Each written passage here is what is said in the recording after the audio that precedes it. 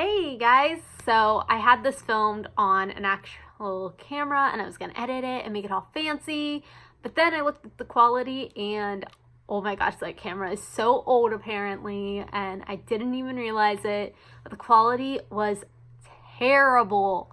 So I decided to scratch that idea and to film it on my phone, because at least you can see me and my mouth matches my words, because it did not look like I was talking at all. And then like 10 minutes later, you heard what I was saying. So anyway, rant over. My sister-in-law has Facebook, I do not, and she went through the Minimalist Mom group for me and found like the top asked questions, which there were a lot of questions. I obviously, look behind me, am by no means an expert on minimalism, but I am an expert on being really, really busy all the time. So this is like for the moms who have maybe 5 minutes to themselves. I literally put my son, who is 2, he is upstairs watching PJ Masks right now so I could film this video. And a lot of the minimalist advice I got, it was like, put aside 30 minutes every day and get rid of things. That's not always realistic to moms. Moms who work full-time, single moms who work more than one job, maybe your child has special needs, maybe you just don't have the attention span to last 30 minutes. I know sometimes I don't have the attention span to last 30 minutes. So this is advice for busy moms or busy dads, or, just busy people in general who want to be a little more minimalistic and you want to actually succeed in being minimalistic. Like I said, not an expert yet. I am still on the journey of becoming a minimalist, so this is how I got started, my minimalist journey. It's going to be different for all of us. So the number one question that we noticed on the Minimalist Mom group on Facebook was, how do you get started? So for me, I actually started minimizing before we moved into this house. Yeah, if you believe that, like, we had more stuff at that point. We had like 5 DVD racks this size. We have 1.5 filled now, so we're getting there. I decided to go through each individual item and see, not if it sparked joy, because that doesn't work for us, because my kids will say it sparks joy, but in reality, they haven't used it since I bought it. So pretty much I just asked, like, do we use this? Is it something that, like, if I get rid of it, I'm going to find myself buying in 3 months' time? And if the answer was no, we don't use it, no, we're never going to buy the same thing again, it was gone. Now, this is where I have trouble, because I don't like just donating stuff. I am one of those people who, I think about how much I spent on it and I want to make that money back. So I posted on Craigslist and wait for it to sell. So my advice for the people like that, because I know there's lots of you out there, is give yourself a time limit. I give myself 1 month, which is a lot more than a lot of people give, to sell the items. If it does not sell, it goes into the Goodwill bags and it goes to Goodwill. We are very fortunate. We live near a donation site. It is literally across the street from us. So I have the opportunity to literally walk it outside. Get the stuff out as fast as you can. If you're like me, you will find yourself going, oh, but it's still here, so I could still have it posted for sale. No, just take it off the sale sites and donate it. Chances are you're not going to make much off of it anyway, because people always try to give you the lowest price possible for whatever you're selling. For instance, my daughter Brooke had a tablet she was not using. She has an iPad now, so she wasn't using it.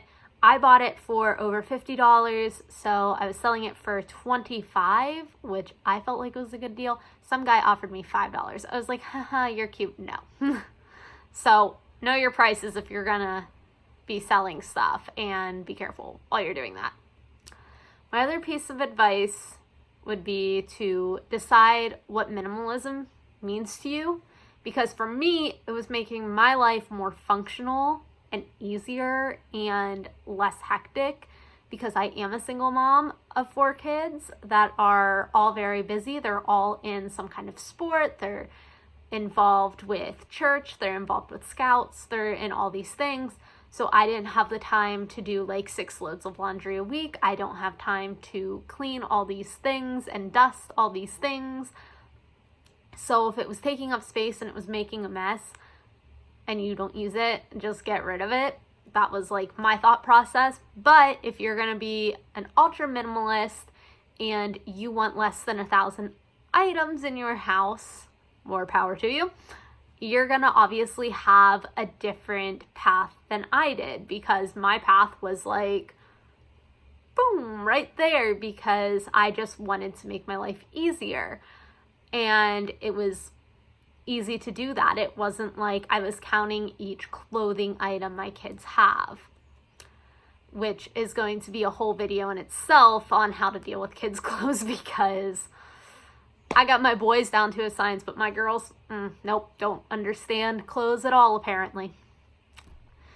And that's another thing. Don't force it on to people who live in your house. I live with my mom and my 4 kids, and my mom is not a minimalist. I wish she was just a little bit more minimal, but I digress. But don't force it on to other people, because some people just, I don't know, they like clutter. I don't understand minds. I'm not a psychologist. I don't play one on TV, so I can't explain it to you. But if you are like me and you just want to make your life easier, I would say start with each room. I did the living room. Believe it or not, the living room was minimized. And I went through the DVDs and I was like, we have Netflix, we have Hulu. Disney Plus wasn't out yet, but now I was able to get rid of all the Disney movies because we have Disney Plus and it's there and we don't need it. We don't need to have them on DVD.